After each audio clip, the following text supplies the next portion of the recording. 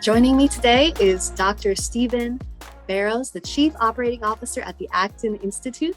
Prior to his role at Acton, he served as the Executive Vice President, Provost, and Dean of Faculty at Aquinas College in Grand Rapids, Michigan, where he was also a tenured Associate Professor of Economics. And while at Aquinas, he taught undergraduate and graduate courses in economics, and he was previously also an economics professor at the United States Air Force Academy. And he is an expert on, among other things, population economics, which is definitely a hot topic right now.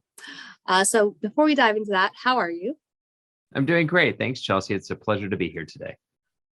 Thank you for joining me. So with the world population having just recently surpassed 8 billion people, there has been considerable debate about the consequences of this unprecedented level of population size, and worries about population growth have been very much in the news recently. But of course, those aren't new. Could you start us out by just walking through the history of concerns about population growth and where those come from? Yes, absolutely. Well, thanks. It's like I say, it's a topic of interest of mine. And when you think about population, you're right. Today, there's a lot of concern. In fact, individuals are repeatedly pointing to, say, the damage that is done to the environment because of humanity's impact on resources in the environment. And those concerns are actually traceable at least back to Thomas Robert Malthus. So Malthus was in the UK in the late 18th century. He wrote his famous book called On the Principle of Population, and it went through several editions. And what Malthus was concerned about as he observed the environment around him is that as population continues to grow, it would grow at a geometric rate. And unfortunately, the resources of the earth, particularly food, would only grow at an arithmetic rate. And as a result, he said, look, there's going to be a limit to population that is limited by basically misery and starvation and famine and plague. And so, there's quite a bit of interaction by other scholars with Malthus's work back during that time. And that continues today, where individuals, they almost call it the Malthusian zombie, as it were, the concern that never dies. And Malthus did have some reasons to be concerned. He would see poverty and he would see lack of resources, but unfortunately, he was short-sighted in not seeing the other side of the ledger, and that is, what do humans bring to the table that help us overcome population pressures? And you wrote an article a while back, but it's still very relevant, in the American Journal of Economics and Sociology, titled "The Law of Population and the Austrian School: How Austrian Economists Interacted with Thomas Robert Malthus." Could you walk through some of the reactions from economists, the proto-Austrians, the early Austrians, and the next generation to these Malthusian ideas? How were they received? Sure. So, generally speaking, I'll back up a little bit. Economists in general tend to be a bit more optimistic about population growth than, say, ecologists. There are a variety of reasons for that. And not all economists are pro-population growth, but generally speaking, they see a different dimension to human activity than what you might find from environmentalists and other experts in different fields. So if you take a look at the Austrian school specifically, now this is a group of economists that are known for their promotion of individual ingenuity, entrepreneurship, property rights, a subjective theory of value. And if you go back to some of the early, what I call proto-Austrians, as you referred to, individuals like Jean-Baptiste Say, Frederick Bastiat, they began to interact with Malthus's work and acknowledge some truths behind what he was saying. So, for example, there's a well-known concept in economics known as the law of diminishing returns. And so as you take the resources of the earth and begin to employ, say, agricultural land for the production of crops, you're going to use the most productive land first. And then eventually, as you have to expand agricultural production, you'll use the less fertile land afterwards. And as you do that, yields tend to decline. And so there's something very true about the concern of pressure on the Earth's resources in that regard. But at the same time, these proto-Austrians emphasize that human ingenuity is not static. right? Individuals actually adapt to their circumstances and find new ways to make the Earth's resources more productive. And so even going back to those early proto-Austrians, they emphasized human ingenuity, they emphasized our reason and our ability to adapt to our circumstances in ways that you don't see in the animal kingdom per se. We're not just reacting to our environment, we're actually thinking forward. And so that's what some of the proto-Austrians had referred to. Right, and then the early Austrians continued to engage with Malthus's arguments. How did they engage with them? Correct. So if you take a look at, say, the late 19th century, you'll find individuals like Bombawerk and Friedrich Wieser. These are really the first generation of Austrians coming out of Vienna.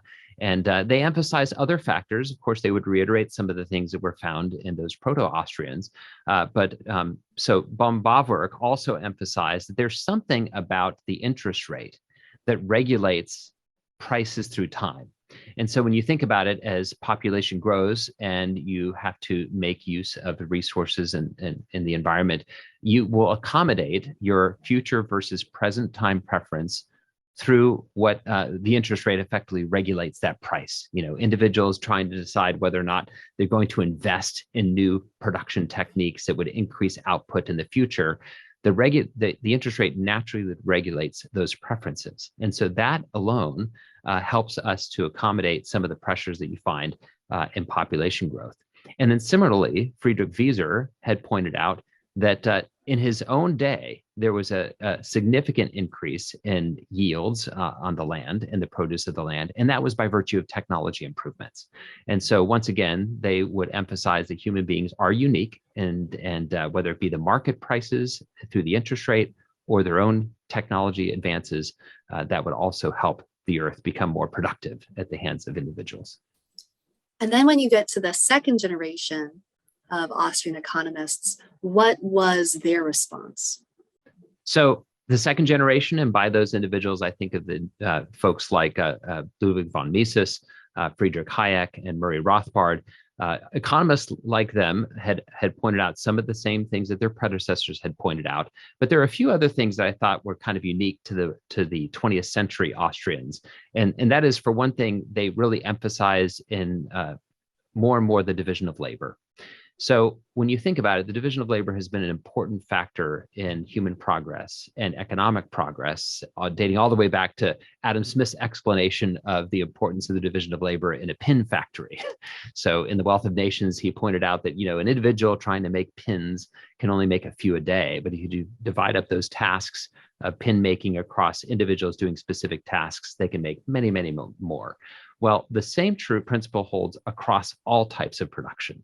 And so individuals being unique with unique gifts and talents, if they specialize in what they do best, you can have things at production that benefits population as a whole.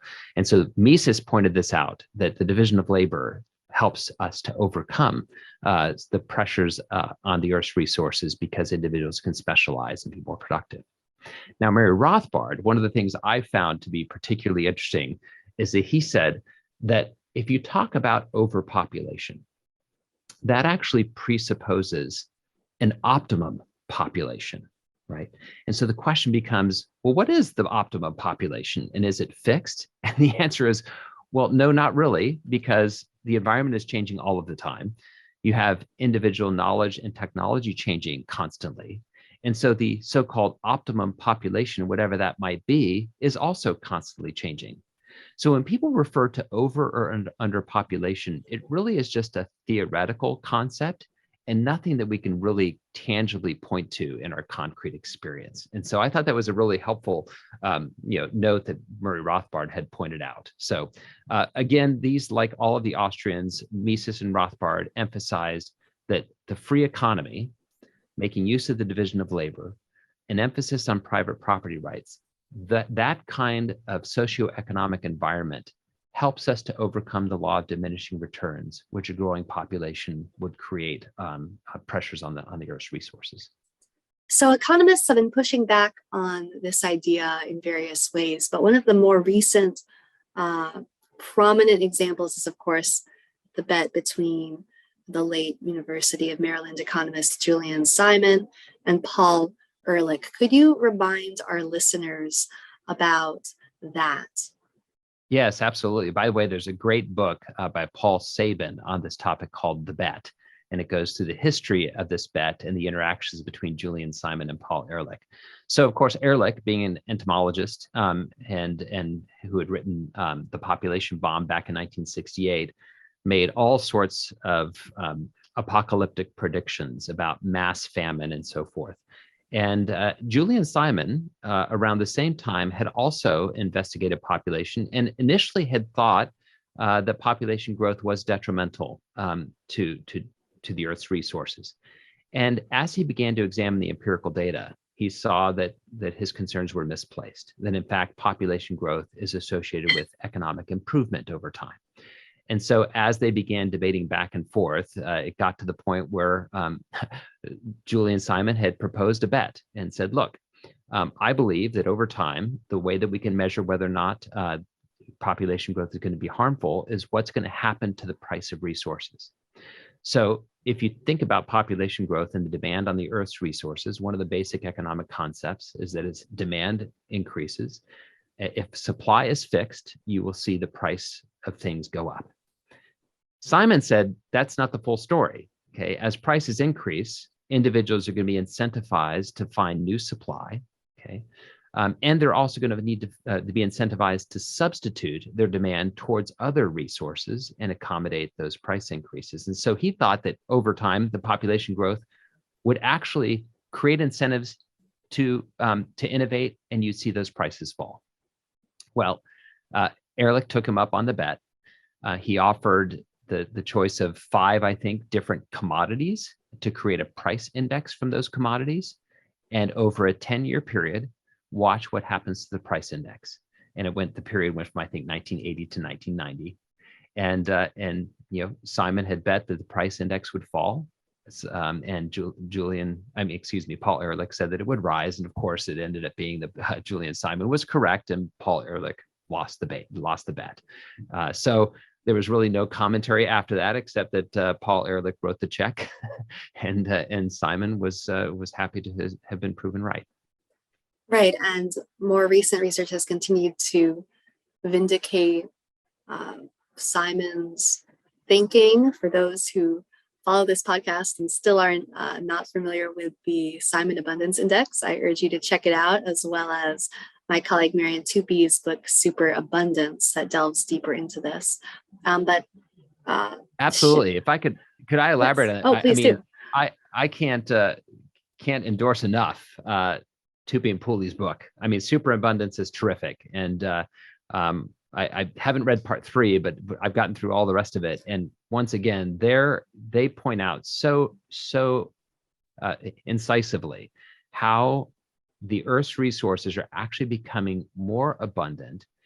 And the thing that I find particularly helpful about what how they demonstrate this is if you think about abundance versus scarcity, one of the effective ways of measuring that is through how much time does it take for a person to work to acquire certain fundamental resources, whether it be food or housing or transportation or what have you.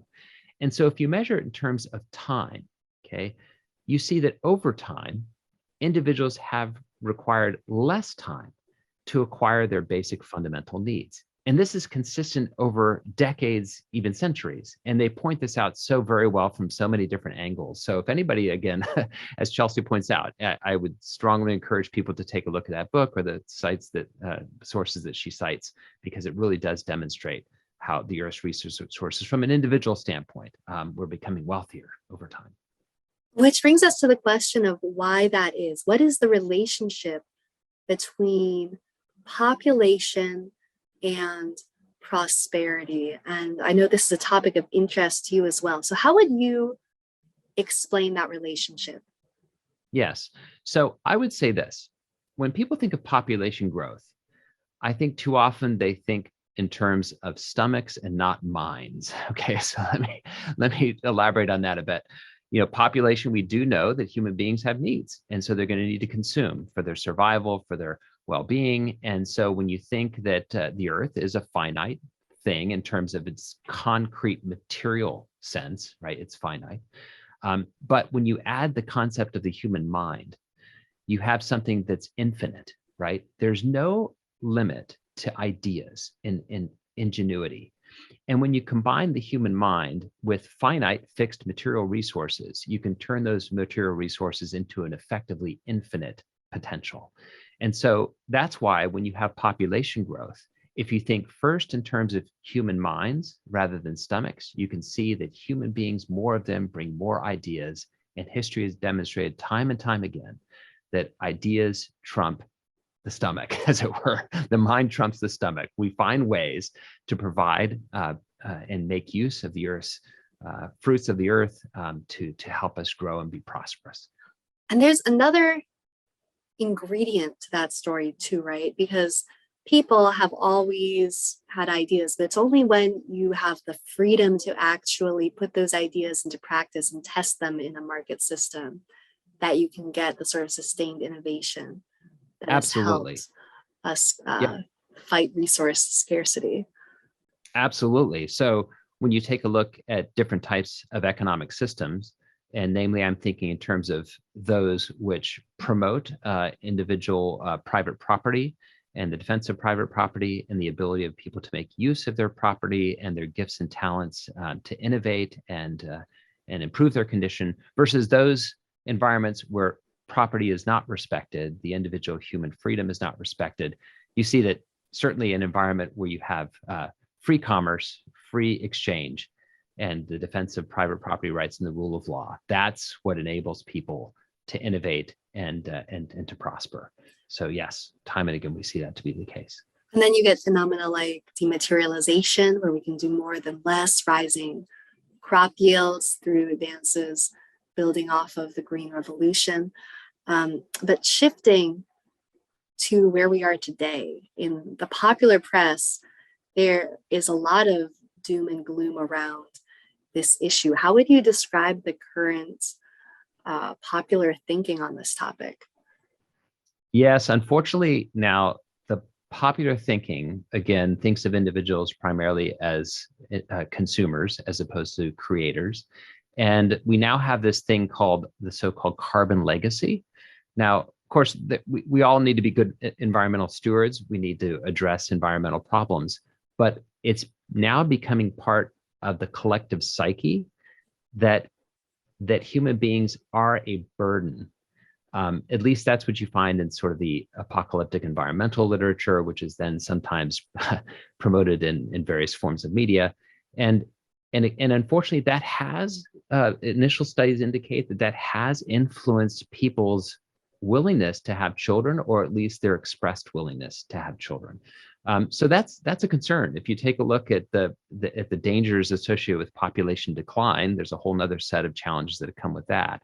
And so individuals, unfortunately, are, I think, being dissuaded from the goodness of population growth because of this apocalyptic language that's being used, your so-called carbon legacy. In fact, I think there was an article that was published in a British newspaper about 5 years ago that said the best thing that you can do to fight climate change is to not have children, or something along those lines. So, that's a wrong way about thinking about human beings. Right, and if people who otherwise want children are being dissuaded from having children based on a false premise, a false sort of declensionist narrative, then that's concerning to their own happiness as well. Absolutely. So there's clearly a gap then between this alarmist message about the relationship between population growth and environmental stewardship, saying more people are harmful to the planet, it's unsustainable, you shouldn't have children, they're just a burden, versus the view that more and more economists have expressed in different ways. What do you think accounts for this gap, and how can we narrow it? You know, I think there's something, almost our instincts, because we do see that we live in a world where we can't have everything we want. I mean, economics is largely based on the premise of you have a scarce environment, and prices are then regulating that scarce environment and the supply and demand for various goods and services.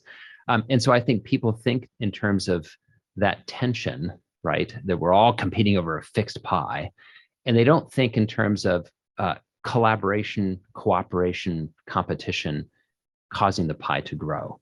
And you'd reference dematerialization, which another great book out there, McAfee has a book. I'm blanking on his first name at the moment, but yes, he talks more from less is his book. And he points out that we have actually reached the point where we've decoupled, in many respects, economic growth from the use of resources. And if you think about all the different things that we have created over the past several decades, such as the smartphone, just think of all of the material objects that we no longer have to produce because we all have it in the palm of our pocket, palm of our hand. So this dematerialization phenomenon is yet again another example of human ingenuity overcoming some of the challenges that we face on a materially finite planet. So hopefully, as through the good work that you're doing with Human Progress and the Cato Institute, the publications like Superabundance, we need to counter the narrative, because unfortunately, the negative narrative is not correct. And it can have some very negative effects beyond even depriving people from having the number of children that they want and enjoying that, or depriving the world of the economic growth and the new ideas those children would have produced. There are also, I know you pointed out in talks you've given about this, the negative policies that have come out of this way of thinking, like China's one child, then two child, now 3-child policy. And you can see with the current trends of births per woman also potential impacts on, implications for the global dependency ratio, inflation. Could you walk through some of the economic implications of declining birth rates and also talk about some of the negative policies that we've seen come out of this way of thinking? Sure. And of course, you referenced the most horrific, which was the grave violation of human rights in China with its longstanding one-child policy, and now even still limiting children to 3 children. I suppose that's an improvement, but nevertheless, it's too little, too late. They should remove the policy entirely. And frankly, they've already reached peak workforce and likely peak population. And I'm quite bearish on China's future, because I think that it's already kind of been baked in. They can't suddenly say, wow, we need a bunch more 30-year-olds. Sorry, that time has passed. You're not going to get a lot more 30-year-olds unless you get a large number of immigrants coming at that age. And so, yes, there are these unfortunate policies. History, there's been forced sterilizations in history by various governments like India, and that's been terribly unfortunate from a human rights standpoint. But then from an economic standpoint, it does create all sorts of other distortions and harms. One of the things that has been pointed out, in this case, a great book called The Great Demographic Reversal, Goodhart, and I forgot his colleagues' co-author's name, but they point out that as you see that not only does population growth matter, but the shape of the global population matters. It matters whether or not the distribution of people in your population skew young or old.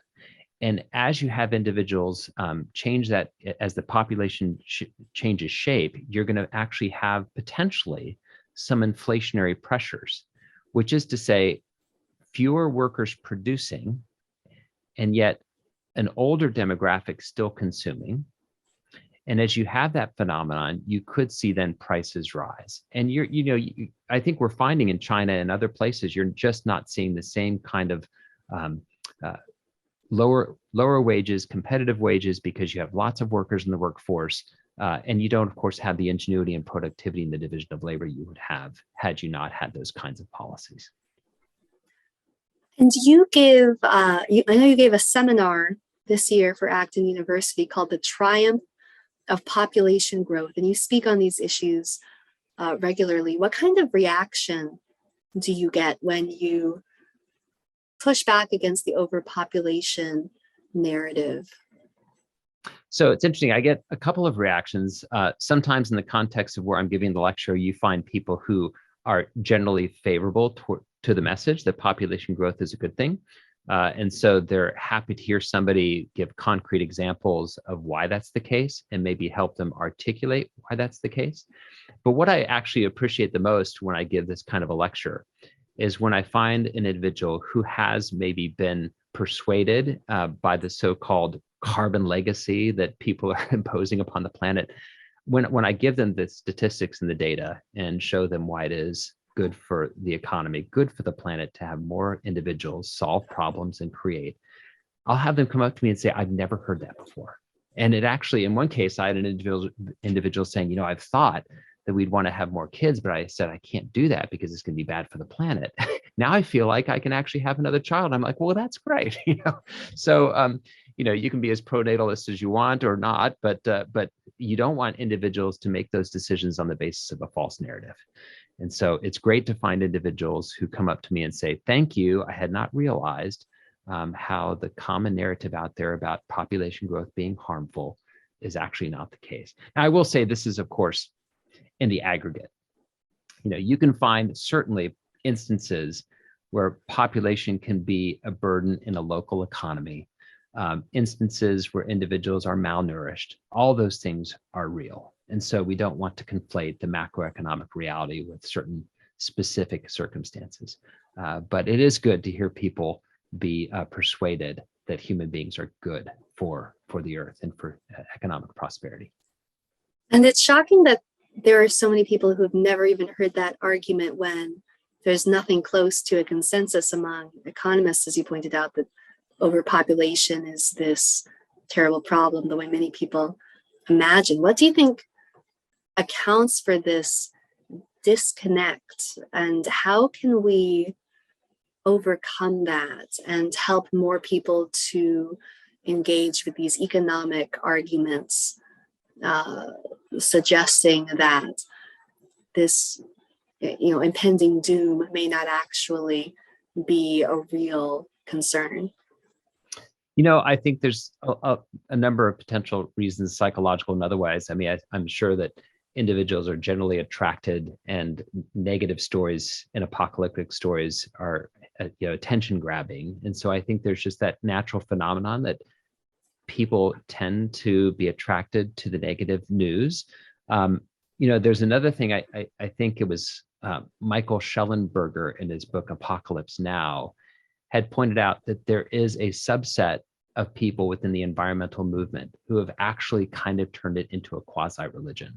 It gives them a reason for being. It gives them a purpose. It gives them a focus that then they spread with evangelical zeal. And so when you have those voices really promoting an apocalyptic, if we don't stop population growth now, we're all doomed, then I think that some people will hear that message and they don't have enough counter voices to suggest otherwise. Right. And of course, it's not all environmentalists. You do have people like Schellenberger and the eco-modernists, I think is the label they prefer, who have a less pessimistic view of humanity's ability to protect the environment with innovation. Sure. What got you interested in this topic initially? I know that it's something that you have been studying, that you've been interested in for a while now. I don't know exactly the origin of my interest, except to say when I began to look at the negative messages about population growth, it didn't strike me as being correct. And full disclosure, I happen to have 5 children, so I'm in my own life, I've shown myself to be pro-natal in that regard. But in the end, I just thought this seems to be an awfully negative view of the human person. And so as an economist, I would look at this and say, I think this is just not correct. And more economists like myself need to be the counter voice that says, hey, don't look at individuals first and foremost as a consumer. Look at an individual as a co-creator. We work together, the division of labor. We actually have improved our condition. And frankly, the empirical facts tell us otherwise. Over time, we see tremendous prosperity accompanying population growth. And we need to think first and foremost of individuals as creators and not simply consumers. And while there certainly is a lot of alarmism around this topic and a lot of undue negativity, we may be reaching a bit of a turning point where more people are starting to see the positives as well. If you look at the UN's announcement when we passed 8 billion people in the global population, it actually described it as a positive thing. And I saw more and more news coverage of that milestone that was positive compared to what I would have expected given the way rhetoric on this topic usually is.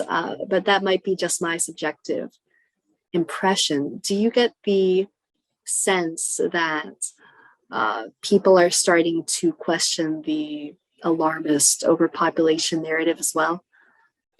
I do get that sense. And again, I don't know whether that's sort of a selection bias on my part because I'm looking for some of those things. But I will say that I do think one of the things that might be causing people to shift. So for example, I think it was in 2015, the New York Times published a mini documentary called, I think it was the failed population bomb fears or something like that. So they had acknowledged that there was this huge, fear mongering back during the population bomb with Paul Ehrlich, and it just never materialized. The population bomb that never was. And so I think people are realizing, first of all the negative prophecies of hundreds of millions of people dying of starvation never happened. So they're pausing. Hey, why did this ever happen? And now you're seeing, especially in the developed world, countries get concerned about low fertility rates and what that means for social insurance systems or what that means for public policy in general. And so people are now at least looking at the other side of the equation. What does it mean if we have declining population, places like Japan, Singapore, et cetera? So I think that could be motivating people to stop and say, maybe population growth isn't the concern that we once thought it was. Mm. I think that makes a lot of sense. What do you think?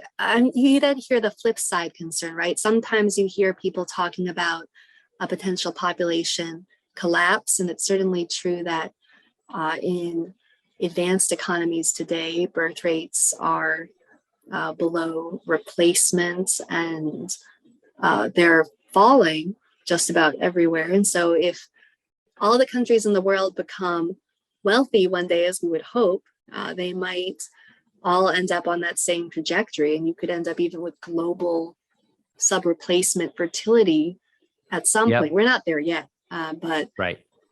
That's a very long-term concern, obviously. But some people also will talk about that in a somewhat alarmist way, as though it were an immediate concern. What do you think about the potential effects of falling birth rates and population decline? What's your take on that? So I do think, so a couple of things. I do think because population growth is good, population decline creates a set of challenges that need to be addressed.